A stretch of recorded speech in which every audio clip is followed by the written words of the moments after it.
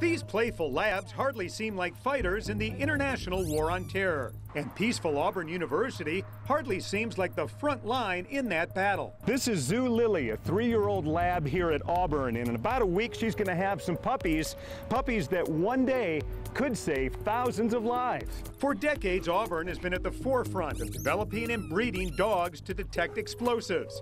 In the old Beard Eves Coliseum, training takes place in an abandoned locker room. We have regular little cotton swab pads that have been in here and contaminated with the TNT. What I'll do is I'll take these inside. I will hide them and let our dogs come in and find them. Clear the room. Come on, Bill. The training is successful.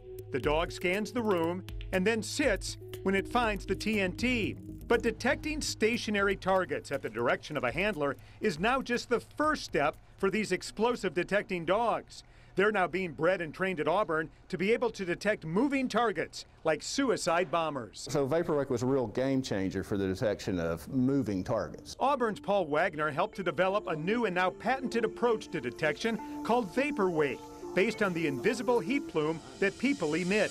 You can imagine you start walking, that plume is going to lay down behind you and spread out like the wake behind a boat, hence the name VaporWake. A person, if they're containing explosives, then the best place for the dog to sample was in this wake behind them. Therefore, groups of people as they come through can be screened at one time, making it efficient and not impeding the flow of people. Auburn breeds about 50 to 60 of these exceptional labs a year. They get about 8 months of imprinting and training at Auburn and 4 months of one-on-one discipline training with inmates in several federal prisons before heading to the former Fort McClellan in Anniston, Alabama. Yeah, this is where we began, start imprinting them and getting them ready to go out into the real world. The company VW Canine provides intense training for 6 more months.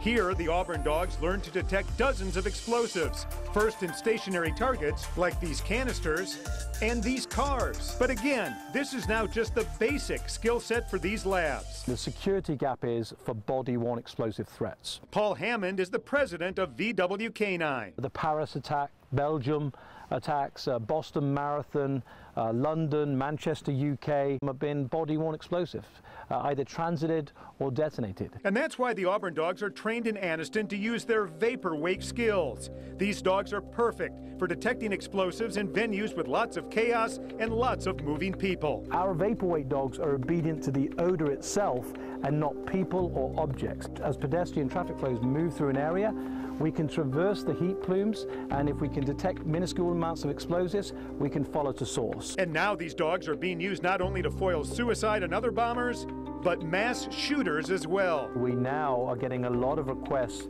to use this technology for weapons detection. These dogs can be trained to detect the metals, plastics, and oils used in firearms.